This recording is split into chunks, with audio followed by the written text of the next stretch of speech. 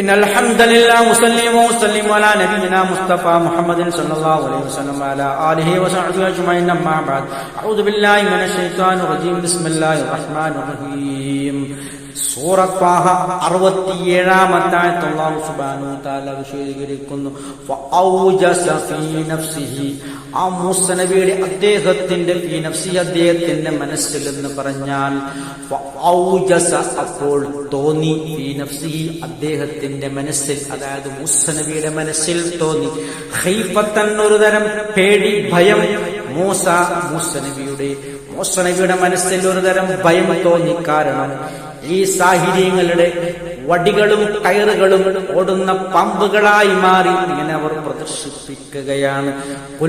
അപ്പോൾ നാം പറഞ്ഞു, അല്ലാഹ് പറഞ്ഞു, ലാ തഖഫ്, നീ ഭയപ്പെടാൻ പാടില്ല മൂസ നബിയെ, ഇന്നക നിശ്ചയമായും നീ അൻതൽ അലാ, നീയാണ് ഉന്നതൻ, നീയാണ് വിജയിക്കുന്നവൻ എന്നാണ് ആ പറഞ്ഞതിന്റെ പൊരുൾ.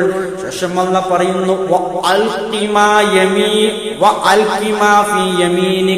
നിന്റെ വലം കയ്യിലുള്ളതിനെ നീ ഇടൂ മൂസ എന്ന് അല്ലാഹു ഒരു ബോധനം മൂസ നബിക്ക് നൽകുകയാണ്. വലം കയ്യിലുള്ള ആ വടി ഇടാനാണ് അല്ലാഹുവിന്റെ കൽപ്പന.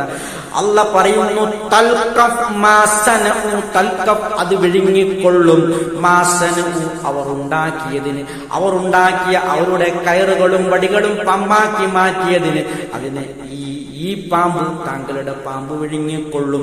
ഇന്നമാസനഉ, നിശ്ചയമായും അവർ ഉണ്ടാക്കിയത് കൈദു സാഹിർ, ആ മായാജാലം മൂലമുള്ള തന്ത്രങ്ങൾ, മായാജാലത്തിന്റെ തന്ത്രം മൂലമാണ് അവർ അതൊക്കെ ഉണ്ടാക്കിയിരിക്കുന്നത്. വലാ യുഫ്ലിഹു സാഹിർ, ആ മായാജാലക്കാർ, സാഹിര്യങ്ങൾ ഒരിക്കലും വിജയിക്കില്ല. ലാ യുഫ്ലിഹു, അവർ വിജയിക്കില്ല. അസ്സാഹിർ, സാഹിര്യങ്ങൾ, മായാജാലക്കാർ വിജയിക്കില്ല.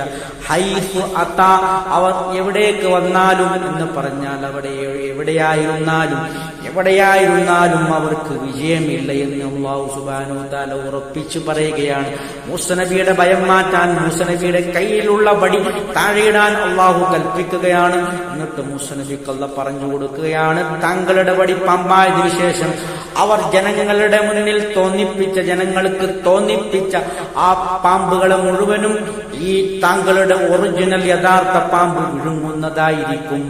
ഇത്രയുമാണ് ഈ ആയത്തുകളുമായി ബന്ധപ്പെട്ട് വിശദീകരിക്കാനുള്ളത്. സത്യമായി മനസ്സിലാക്കുന്ന സജ്ജനങ്ങൾ നമ്മെ അല്ലാഹു ഉൾപ്പെടുത്തി അനുഗ്രഹിക്കുമാറാകട്ടെ. അൽഹംദുലില്ലാഹി റബ്ബിൽ ആലമീൻ.